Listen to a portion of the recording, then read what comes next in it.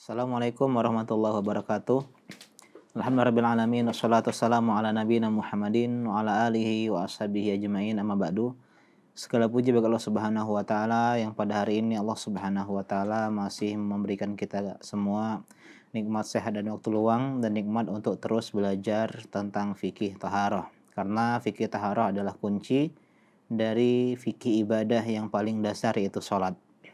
Kemarin sudah kita membahas tentang fikih buang hajat dari kitab Al-Fiqh Syafi'i lil Mubtadi'in karya Syekh Ahmad Mahmud Abu Hasubah, dan sekarang adalah pembahasan tentang wudu. Karena kita bahas kemarin bahwasanya toharoh itu terbagi menjadi dua, toharoh dari najis dan toharoh dari hadath. Kita sudah bahas tentang toharoh dari najis, tentang buang hajat, istijmar dan semisalnya. Sekarang kita membahas tentang toharoh dari hadas. Dan hadas terbagi menjadi dua, hadas kecil dan hadas besar. Hadas kecil dengan berwudu dan hadas besar dengan mandi.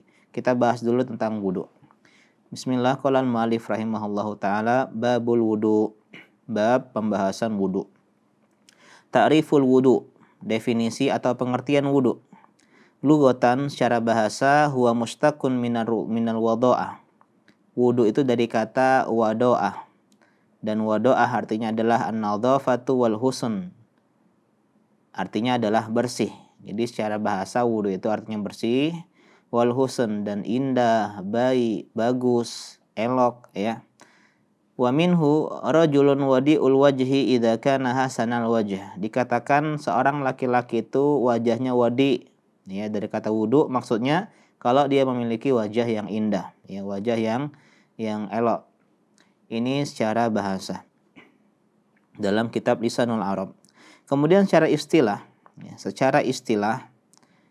secara syariat, wudu artinya adalah ghuslun wa mashun fi a'dha'in makhsusatin li raf'il hadath. Wudu artinya adalah membasuh, mencuci dan juga mengusap sebagian anggota tubuh, anggota badan yang tertentu dengan tujuan untuk mengangkat hadas. Jadi wudu itu artinya membasuh sebagian anggota badan seperti wajah, tangan, kaki untuk mengangkat hadas. Ini pengertian wudu secara istilah sebagaimana disebut dalam Mu'jamul Mustalahat wal Alfadh. Dan apa beda wudu sama wadu?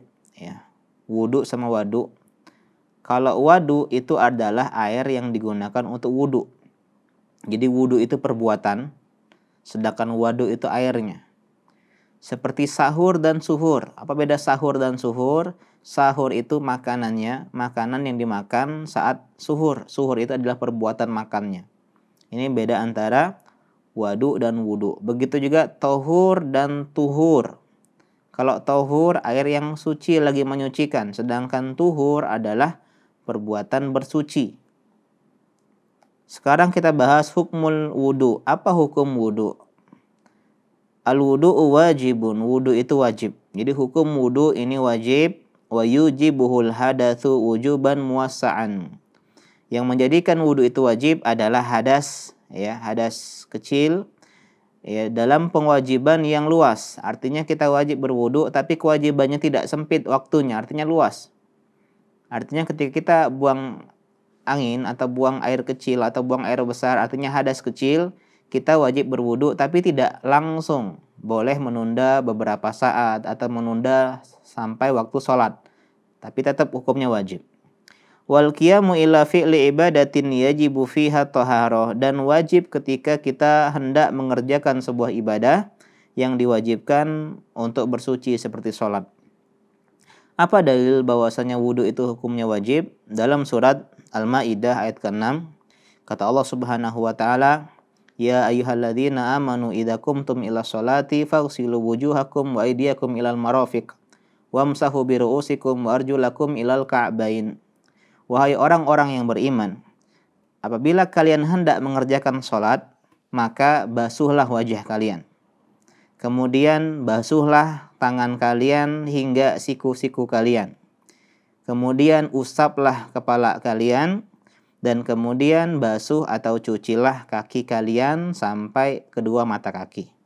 dalam surah Al-Maidah ayat ke-6. Ini termasuk surat yang dasar yang jadi landasan tentang perintah tata cara berwudu. Kemudian dari hadis Nabi sallallahu alaihi wasallam wa liqaulihi sallallahu alaihi wasallam, kata Nabi sallallahu alaihi wasallam dalam hadis Bukhari dan Muslim muttafaqun alaih, la yaqbalullahu salata ahadikum idza ahdatsa hatta yatawaddaa. Allah Subhanahu wa taala tidak menerima salat seseorang di antara kalian apabila dia berhadas, maksudnya hadas kecil, sampai dia berwudu. Artinya wudu wajib ketika dia hendak mengerjakan salat. Kemudian kita membahas tentang syurut, ya, syarat-syarat wudu. Jadi wudu memiliki syarat-syarat tertentu. Yustaratu li sihhatil wudu'i asyratu syurutin. Untuk sahnya wudu disyaratkan ada 10 syarat disebutkan dalam kitab ini. Jadi ada 10 syarat dalam berwudu. Yang pertama al-islamu, yaitu Islam. Fala yaqa'ul wudu'u min kafirin. Maka tidak sah wudunya orang kafir. Kenapa? Karena di antara syarat sahnya wudu itu adalah keislaman. Jadi kalau orang kafir yang belum masuk Islam, ya hadahullah, maka dia tidak sah untuk berwudu. Itu yang pertama. Yang kedua at-tamyizu. At-tamyiz artinya dia sudah memayyiz, sudah bisa membedakan mana yang baik dan mana yang buruk. Dan memayyiz ini adalah sebuah fase, ya, remaja yang belum sampai balik, artinya antara anak-anak, ya, antara anak-anak mau hendak remaja. Sedangkan balik itu kalau dia sudah, ya, dewasa. Artinya fase mumayyiz itu di bawah balik. Belum balik tapi dia sudah bisa membedakan yang mana yang baik dan yang mana yang buruk. Dalam sebuah ucapan disebutkan mumayyiz itu di antara indikatornya adalah dia bisa makan sendiri dan dia bisa buang hajat sendiri. Fala yaqul wudu'u min tiflin wa majnunin wa mughma alaihi wa sakrana wa naimin. Maka tidak sah wudunya seorang anak kecil yang belum mumayyiz. Tidak sah wudunya seorang yang gila. Tidak sah wudunya seorang yang pingsan, dan tidak sah juga wudunya seorang yang mabuk serta orang yang tidur. Kenapa? Karena mereka tidak, ya, bisa membedakan antara baik dan buruk. Ini belum mumayyiz. Sekarang yang ketiga, ya. Yang ketiga adalah kaunul ma'i tuhuran. Ya, atau kaunul ma'i tuhuran indal mutawaddi. Air tersebut haruslah adalah air yang suci lagi menyucikan menurut orang yang hendak berwudu. Jadi dia harus tahu air yang digunakan adalah air yang tahur. Walau akhadha bil asli min kaunihi tahuran, ya, dan seandainya dia mengambil hukum asal bahwasanya air itu suci, kama lau jidama walam yu'lam atau walam ya'lam annahu mutanajjis fala yasihul wudu'u bima alima annahu mutanajjis. Dan dia tidak mengetahui kalau air tersebut najis, maka tidak sah wudu seseorang yang dia mengetahui air tersebut adalah air yang najis. Au musta'mal fi fardhi thahara, atau air musta'mal. Dalam mazhab Syafi'i air musta'mal bukan air yang tahur. Ya. Au mutaghayyir bima yaslubut tuhuriyah. Atau air tersebut udah berubah, ya, sifatnya, ya, disebabkan hal-hal yang merusak kesucian air tersebut. Artinya ketahuran air tersebut. Seperti misalnya kopi atau teh yang mendominasi air sehingga air tersebut tidak lagi menjadi air yang tahur, tapi air yang tahir. Sedangkan air yang tahir tidak bisa digunakan untuk bersuci. Itu yang ketiga. Yang keempat adalah tahakkukul hadas. Benar-benar terjadi hadas. Artinya dia yakin benar-benar sudah terjadi hadas. Jadi tidak boleh ragu. Falau tawadda'a syakhsun wa syakka hal ahdatsa ba'da dzalikal wudu'i amla, thumma tawadda'a hala syakki ihtiyatan lihtimali annahu ahdatsa fil waqi'i fala yujzi'uhu dzalikal wudu'u fi raf'i hadatsih. Jadi kasusnya kalau ada seseorang yang dia sudah berwudu, kemudian dia ragu apakah dia ini hadas atau tidak. Jadi dia yakin udah wudu, kemudian dia ragu hadas atau tidak. Akhirnya katanya biar hati-hati, ya, biar hati-hati saya wudu aja. Akhirnya dia berwudu sebagai kehati-hatian dalam keadaan ragu.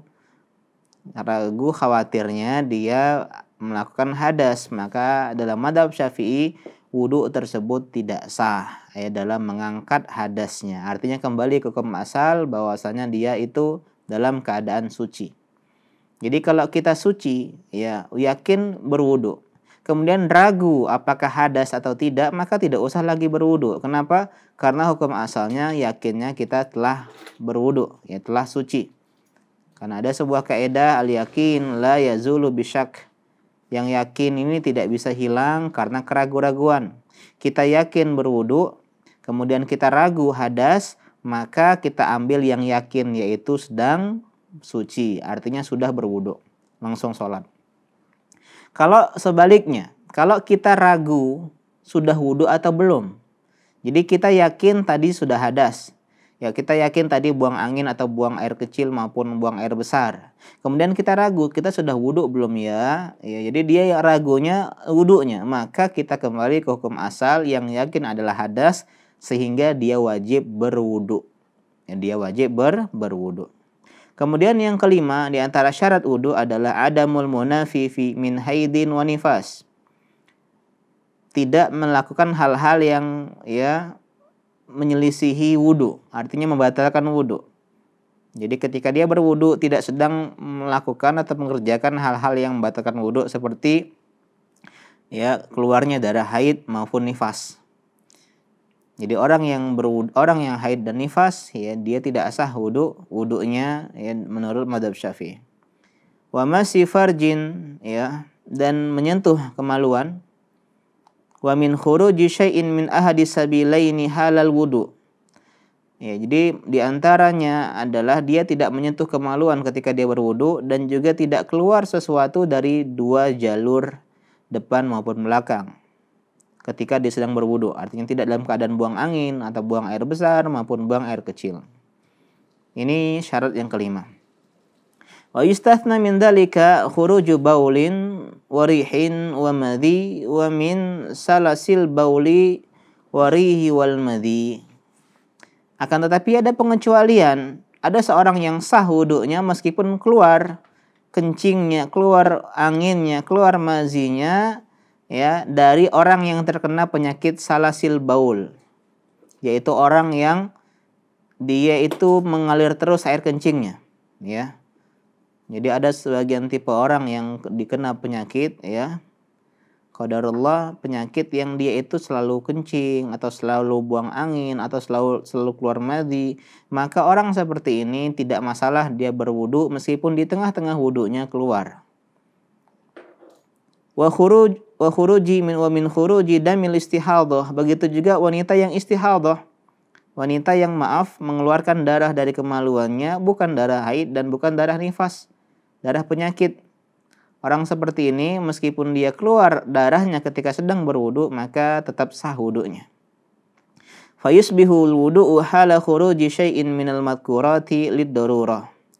Maka wudu yang dia kerjakan oleh wanita yang istihadhah atau orang yang terkena penyakit salasil baul ya yang dia kencingnya terus-menerus tidak mampu dia tahan, maka ini semua ya boleh dilakukan karena dalam keadaan darurat ya, sehingga diperbolehkan orang yang terkena penyakit tersebut dan istihadhah untuk berwudu meskipun di tengah-tengah wudunya keluar sesuatu yang pada dasarnya membatalkan wudu. Kemudian yang keenam, adamul haili bainal ma'i wal udwil maghsul awil masmuh. Tidak ada penghalang antara air dan anggota badan yang sedang dibasuh atau diusap. Artinya tidak ada yang menghalangi ya air tersebut menyentuh kulit dari anggota badan yang dibasuh. Nahutin wa syama' wa duhnin tajmut. Seperti misalnya ada ya tanah atau lumpur yang menghalangi air untuk menyentuh ya anggota wudu. Atau syama' atau lilin ya mungkin dia sedang main lilin kemudian melepuh lilinnya menutupi kulit sehingga tidak terkena air, maka ini tidak boleh ada ketika berwudu, harus dibersihkan terlebih dahulu. Atau duhnin tajmut atau ada minyak yang dia tajammat ya, yang membeku. Jadi minyak yang dia menjadi beku, menjadi padat sehingga menghalangi air untuk menyentuh ke kulitnya. Ini tidak diperbolehkan. Ini harus dihilangkan. Jadi kalau di tangan kita atau di kaki kita, di anggota wudhu kita ada sesuatu yang bisa menghalangi air menyentuh kulit, maka ini harus dihilangkan. Kemudian yang ketujuh, jaryul ma'i 'alal udwi alladhi yajibu ghusluhu. Itu air itu harus mengalir. Ya, mengalir ke anggota badan yang wajib dialiri air atau wajib dibasuh maupun dicuci. Jadi kalau misalnya anggota badan tersebut wajib dibasuh, wajib dicuci, maka tidak fala yakfi fi taharatihi mujarradul masah, maka tidak sah kalau hanya diusap. Artinya dalam berwudu airnya harus mengalir dalam anggota badan yang harus dibasuh. Berbeda dengan yang diusap seperti kepala, maka tidak harus air mengalir karena dia disyaratkan hanya diusap. Sedangkan wajah, tangan, kaki yang perintahnya faghsilu, basuhlah, maka airnya harus dengan air yang mengalir. Sekarang yang ke-8, ma'rifatu kaifiyatil wudu, ay hayatihi wa sifatih. Mengetahui bagaimana cara berwudu. Jadi antara syarat dalam mazhab Syafi'i, ketika berwudu dia harus mengetahui bagaimana tata cara berwudu. Yang ke-9, tamyizu faraidihi min sunanih. Dia bisa membedakan mana yang wajib, mana yang rukun wudu, dan mana yang sunnah wudu. Fi haqqi man ishtaghala bil ilmi zamanan yatamakkanu tamyizal madhkura. Ini bagi orang yang dia sibuk belajar ilmu agama dalam jangka waktu yang dia mampu dengan jangka waktu tersebut membedakan mana yang wajib dan mana yang sunnah. Jadi ini pentingnya, di antara pentingnya ilmu adalah kita bisa mengetahui mana saja yang wajib hukumnya dan mana saja yang hukumnya sunnah. Dan ini syarat dalam mazhab Syafi'i bagi orang yang mengetahuinya. Ammal ami, adapun orang awam, fasyartu fi haqqihi an la ya'taqida fardan min furudihi sunatan. Adapun orang awam, maka cukuplah syaratnya dia tidak meyakini yang wajib, yang rukun itu sebagai sesuatu yang hanya dianjurkan. Jadi kita harus meyakini bagi teman-teman bahwasanya dalam ayat yang kita sebutkan tadi itu semuanya adalah rukun, kewajiban. Membasuh wajah, membasuh tangan, mengusap kepala, dan membasuh kaki, itu jangan sampai kita meyakini itu sunnah. Kalau kita meyakini itu hanya sunnah, hal yang dianjurkan, dalam mazhab Syafi'i tidak sah. Sehingga pentingnya belajar tentang fikih wudu. Kemudian yang terakhir, yang ke-10, ghuslu ma yatahaqqaqu bihi isti'abul a'da'il maghsulah. Membasuh anggota badan yang dengannya bisa terpenuhi, meliputi, mencakup anggota badan yang harus dibasuh maupun dicuci. Kaghusli juz'in min ra'si, seperti misalnya dia membasuh bagian dari kepala, Jadi untuk kehati-hatiannya dia basuh, jadi boleh dia membasuh kepala, meskipun perintahnya mengusap. Ini yang ke-10. Jadi yang ke-10 itu artinya dia membasuh sesuatu yang dengan sesuatu tersebut, itu bisa mencakup anggota-anggota badan yang perlu dibasuh. Seperti misalnya siku ketika membasuh tangan, atau misalnya membasuh bagian dari kepala, untuk mencakup ke kepala. Ini syarat-syarat dalam berwudu. Sekarang kita bahas pembahasan yang sangat penting, yaitu tentang faraidul wudu, kewajiban-kewajiban dalam berwudu, atau yang kita kenal dengan rukun-rukun wudu. Ini harus kita pelajari. Teman-teman harus paham, harus memahami dan mengerti apa saja rukun-rukun dalam wudu. Faraidul wudu isittatun. Rukun wudu itu ada 6. Ada 6. Yang pertama wahia an-niyah. Yang pertama adalah niat. Jadi yang pertama rukun wudu apa? Niat. An-niyatu lughatan, secara bahasa niat artinya nawa syai'a qasadahu wa i'taqadah. Dia meniatkan sesuatu, artinya hendak. berkehendak untuk melakukan sesuatu atau bermaksud untuk mengerjakan sesuatu. Artinya niat adalah kehendak hati untuk mengerjakan suatu perbuatan. Ini secara bahasa. Adapun secara istilahan, hiya qasdu syai'i makrunan bi fi'lihi. Niat dalam mazhab Syafi'i artinya adalah maksud atau kehendak untuk melakukan sebuah perbuatan, ya, melakukan sesuatu hal yang disertai dengan perbuatannya.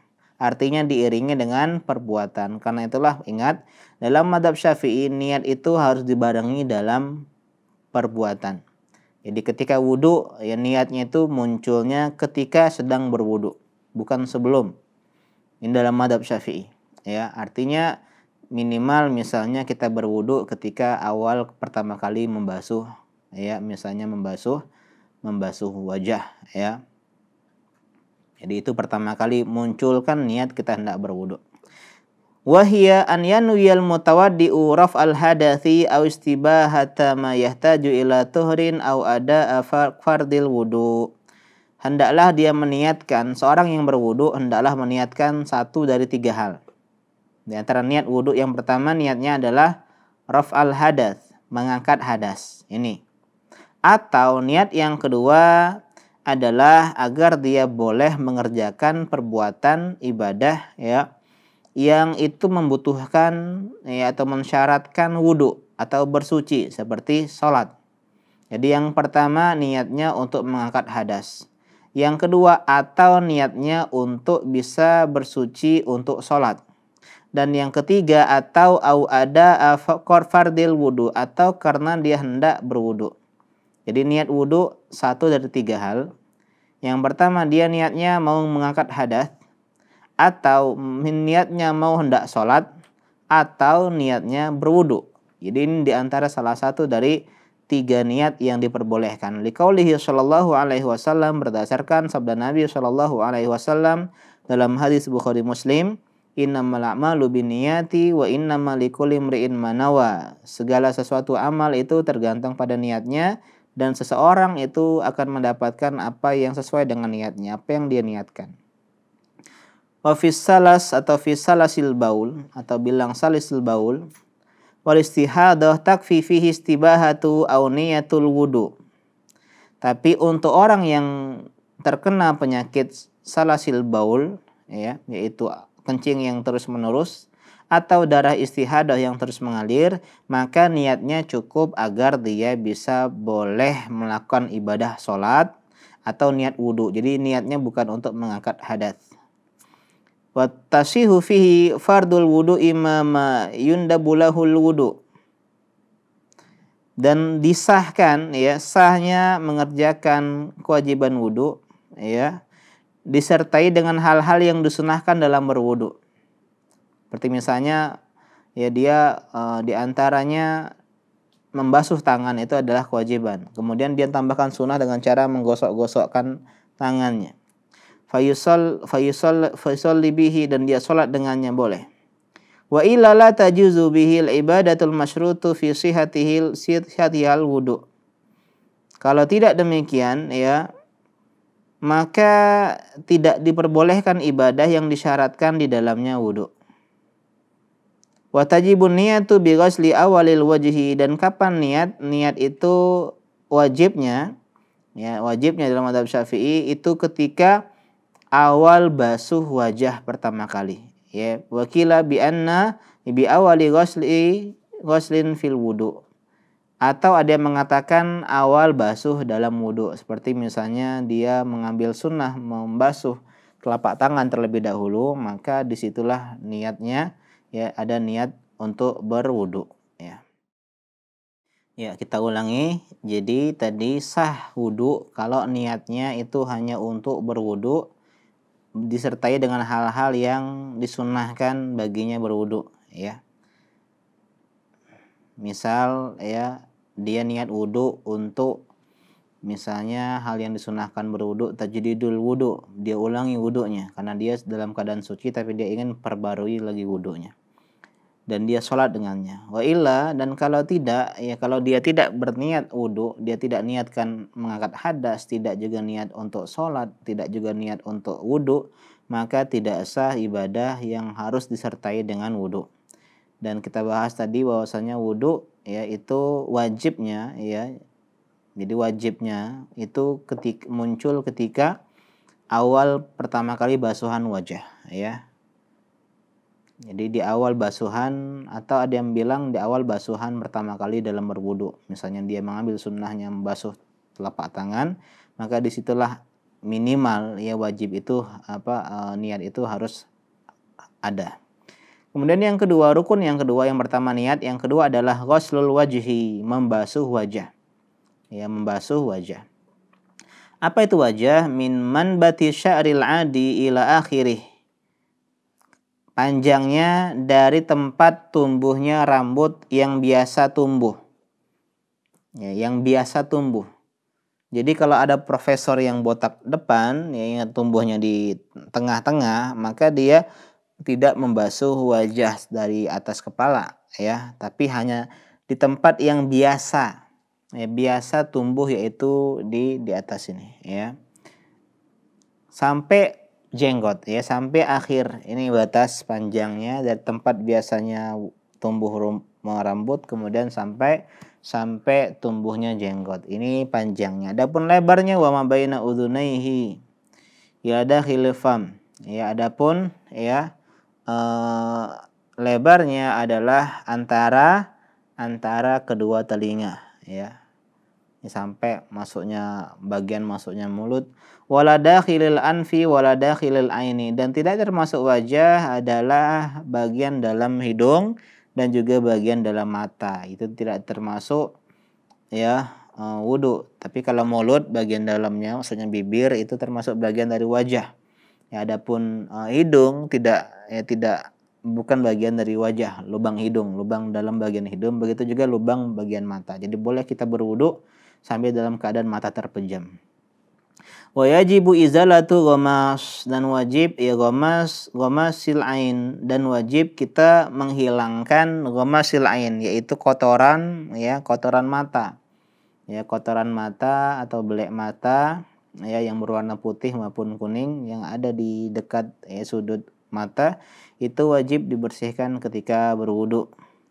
Wa yajibu ghuslu juz'in minar ra'si wa minal halqi wa minal uzunaini, dan wajib juga membasuh sebagian dari kepala, ya. Karena kita bahas di syarat yang ke-10 tadi, dia harus mencakup itu, karena tidak bisa dia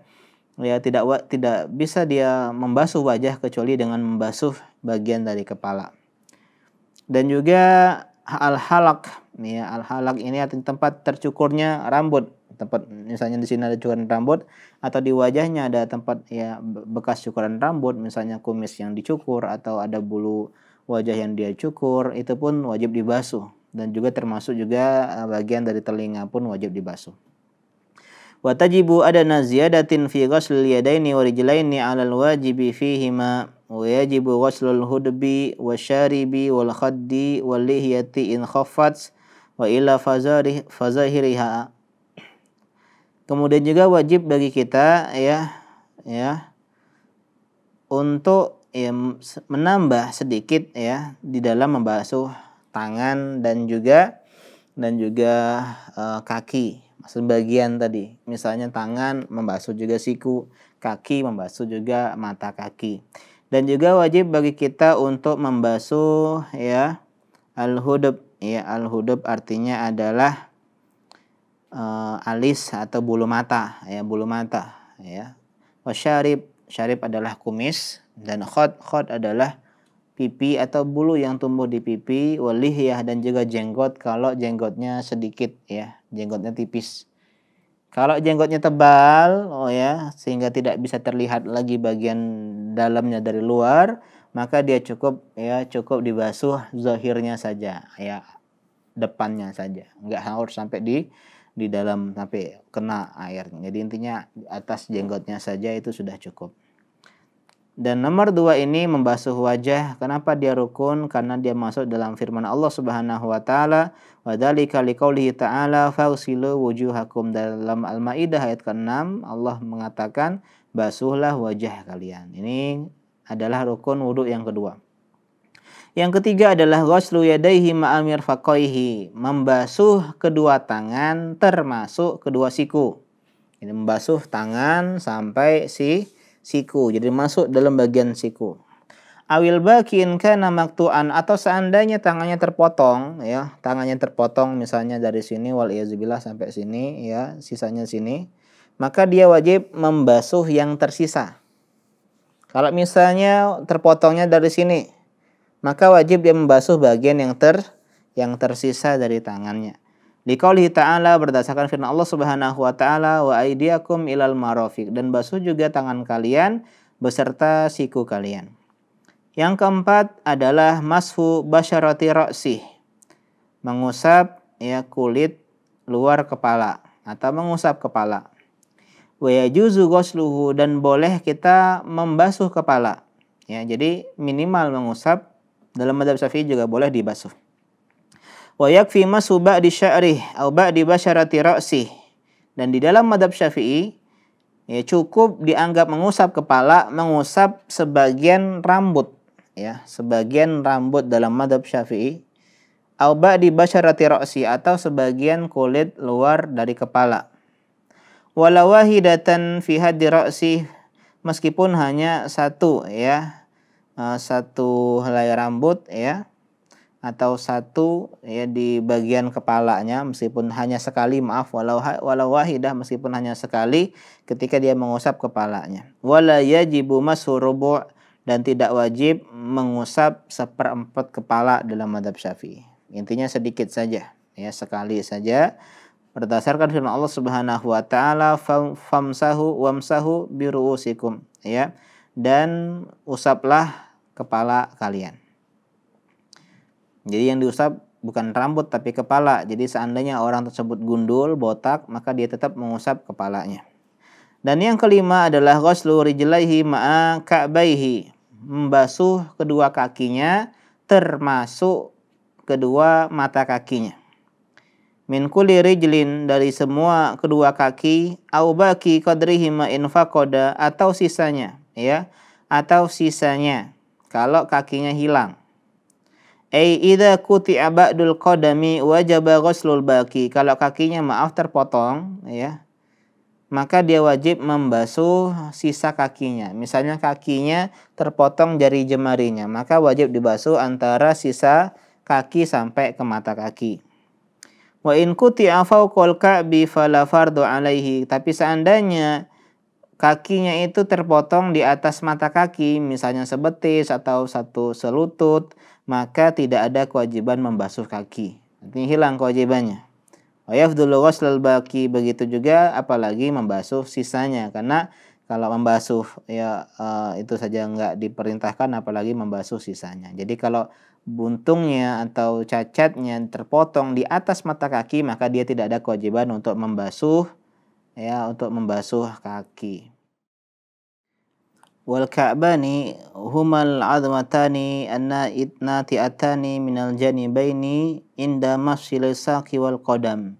Adapun mata kaki itu adalah dua tulang ya, yang tumbuh atau menonjol di antara dua sisi kaki, ya, kanan dan kiri, di persendian betis dan kaki. Jadi telapak kaki dan betis, yaitu di tengah-tengahnya ada dua tulang yang menonjol. Itu yang dikenal dengan al-ka'ab atau mata kaki. Wa yajibu izalatu ma fi syukuki rijlaini min syam'in wa tinin wa hina.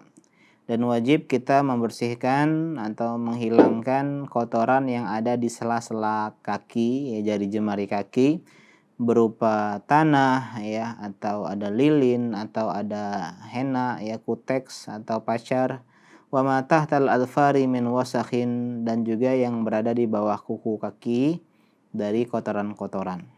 Berdasarkan firman Allah Subhanahu wa taala, wa arjulakum ilal ka'bain, dan basuhlah juga kaki kalian ya sampai mata kaki. Jadi ini adalah rukun yang kelima. Yang pertama niat, yang kedua membasuh wajah, yang ketiga membasuh tangan, yang keempat mengusap kepala, yang kelima membasuh kaki.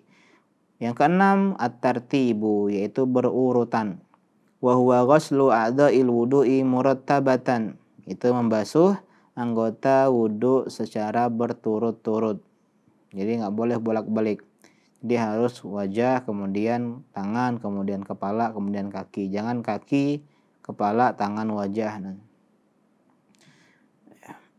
Kama warada fil ayatil karimah, sebagaimana terdapat di ayat yang suci di Al-Maidah ayat ke-6. Walau ightasala daf'atan wahidah wa nawal wudu awil ghusl al-wajiba sahha wudu'uhu wa ghusluh. Kalau seandainya ada orang mandi, ya dia mau menceburkan dirinya ke dalam air sekali saja dan dia berniat wudu atau dia berniat mandi wajib, mandi junub, maka sah wudunya dan sah juga mandinya dalam mazhab Syafi'i. Wakila la yustaratu tartib. Ada juga pendapat dalam mazhab yang mengatakan tidak disyaratkan tartib. Meskipun yang lebih tepat adalah disyaratkan tartib. Walakin yustaratu adamu tankis. Tapi yang tidak diperbolehkan adalah yang disyaratkan adalah tidak boleh terbolak-balik, terbolak-balik. Jadi dia tidak harus berurutan tapi tidak boleh bolak-balik ya. Contohnya misalnya membalik antara sesuatu di atas kepalanya ya. Membalik-balikan. Ini di antara rukun-rukun wudu. Ya, jadi yang pertama apa? Niat, yang kedua apa? Membasuh wajah, yang ketiga membasuh tangan, yang keempat mengusap kepala, yang kelima membasuh kaki, dan yang terakhir adalah tertib berurutan sesuai dengan kita yang sebutkan tadi. Demikian mungkin yang bisa kita sampaikan pada pertemuan kali ini. Semoga bermanfaat. Subhanaka Allahumma bihamdika asyhadu an la ilaha illa anta astaghfiruka wa atubu ilaik. Wassalamualaikum warahmatullahi wabarakatuh.